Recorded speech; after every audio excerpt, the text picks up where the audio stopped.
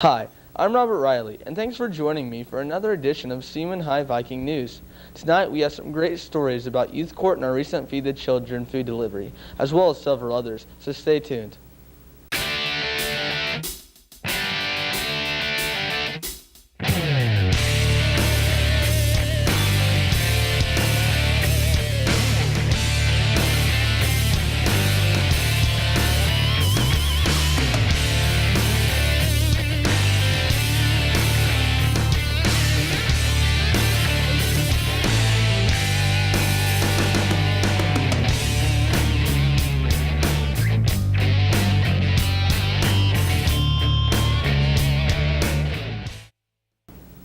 First up, Hannah Rule takes a further look into Topeka's Youth Court.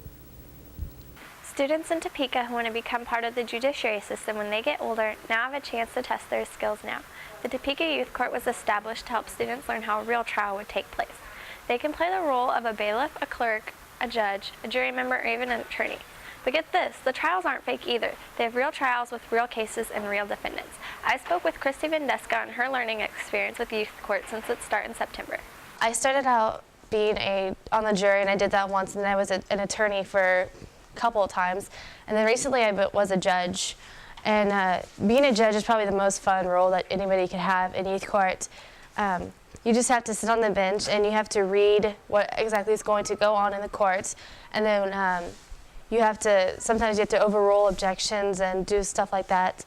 And then finally, when the verdict is proposed by the jury, then you either have to approve it or you can send it back to the jury. Here's Melissa Fuller with tips on how to be a defense attorney. When you go into court, you ask them questions like how old they are and that kind of thing, and things about the case that you think would help you so that the jury doesn't side with the prosecution. Many adults are also actively involved with youth court. I chatted with Mrs. Sitnauer, a teacher at Seaman High School, about the benefits of youth court and how it started. Youth Court was a vision of Judge David Bruns, and the Topeka Youth Project is also a big part. Felicia Thiel, the administrative assistant for Judge Bruns, is the director of Youth Court. The teens that I've seen that have been able to go and be a part of Youth Court have had a really positive response to being in Youth Court. They have had the responsibility of making an important decision and being an objective person who listens to both sides. So now that you know more about the Topeka Youth Court, come on out and get involved. Thanks, Hannah, for that interesting story. Recently, the Seaman players put together a program to educate students on school violence. Jessica Porter has more. School violence has been on the minds of high school students ever since Columbine. Seaman High School players put on a play looking at the issue of school violence, Bang Bang You're Dead. We have gained special permission to do Bang Bang You're Dead. It's about school violence. It's actually about a student who has shot and killed 6 of his friends. They come back to ask him why. Blaine Crawford and I were the ones that found the script for Bang Bang You're Dead, and after we watched the show on Showtime, I thought it was really interesting because not very often people actually do anything to deal with school violence because it's such a touchy subject. I play Jessie in Bang Bang You're Dead. The players class is putting on the show, and I feel that this is a very good show to put towards high school students especially because it goes inside the mind of a teenage boy who's just conflicting his fears. After the play, I interviewed some students to get their opinion. I gave it a 7.25. Why 7.25? Because 7 I thought was a little low, 7.5 maybe a little high, a little too high grade. Okay, what did you think about the play overall? I thought was it too violent? No, I didn't think so. I thought it was perfect. I liked the irony. I'd give it a 7 because I think the actors did a really good job and I think it had a good message behind it. I probably gave it about a 9 because they gave a really good message about violence and people dealing with it at schools and everything. Bang Bang You're Dead shows the reality of school violence, and hopefully it sends the right message out to Seaman students. Seaman High School is always looking for ways to get people in the community active. Last fall, we held a walkathon on our very own Kent Hearn track. Tiffany Logue has more. On October 20th, Seaman High School held their first pedometer-a-thon. Elementary students that came with a parent received a free pedometer, a free snack ticket, drink ticket, and prize ticket, redeemable for snacks, drinks, and prizes that promoted healthy choices. Turnout for the pedometer-a-thon was awesome. There were 125 elementary students from all 8 elementary schools, 208 parents of the elementary students, 66 Seaman High School students, 3 junior high students, and 98 members of the community. The total steps for the elementary students were 1,759,120.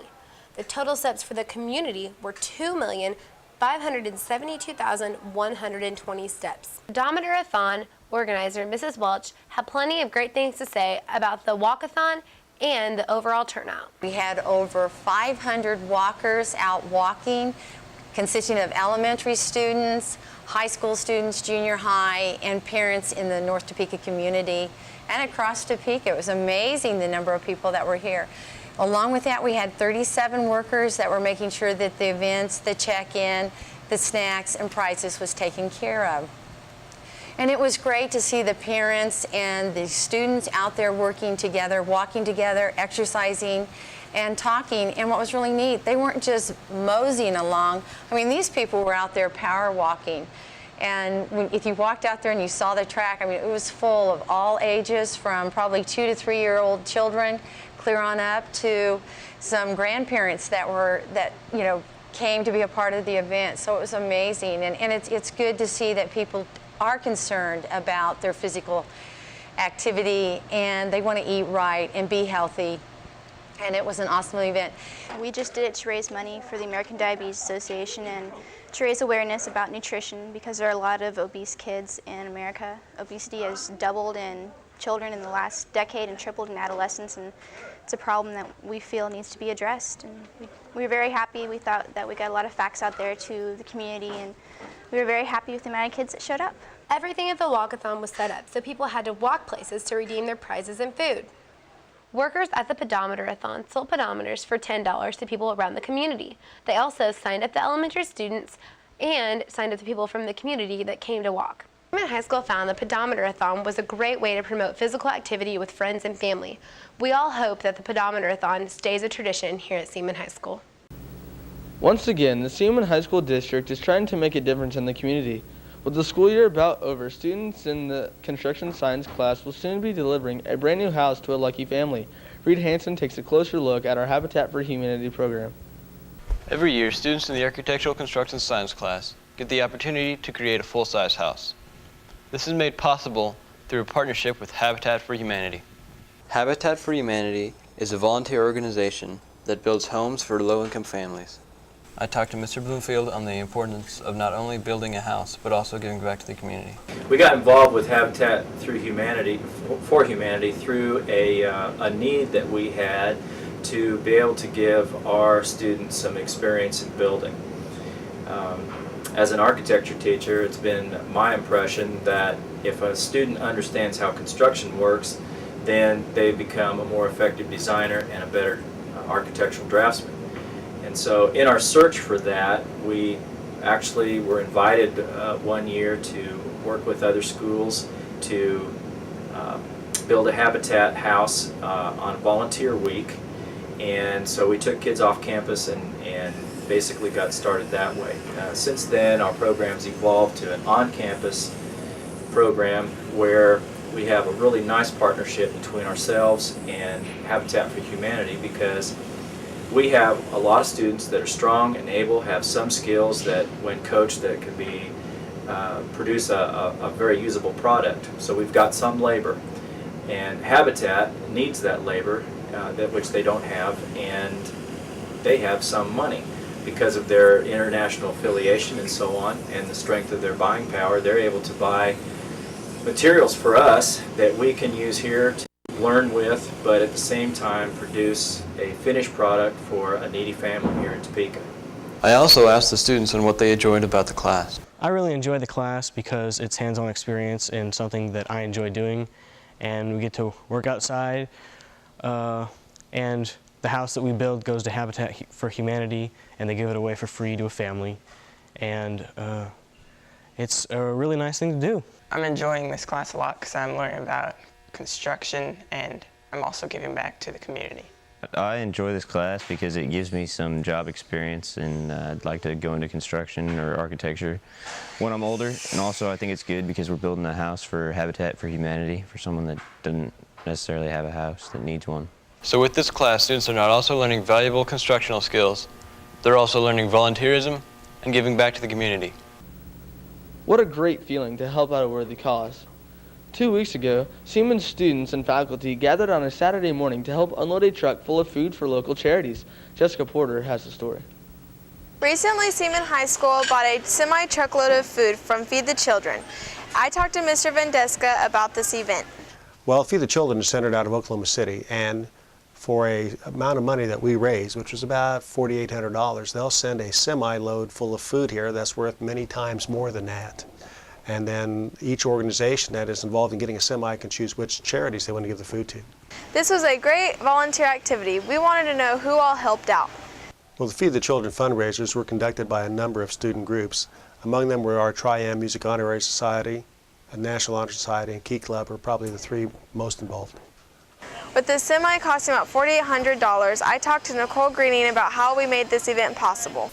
We had 2 chili feeds, we have donations, we have different fundraisers and stuff that we do, just various stuff. We sponsor all of the concerts, and sometimes we'll take donations for concerts and stuff like that.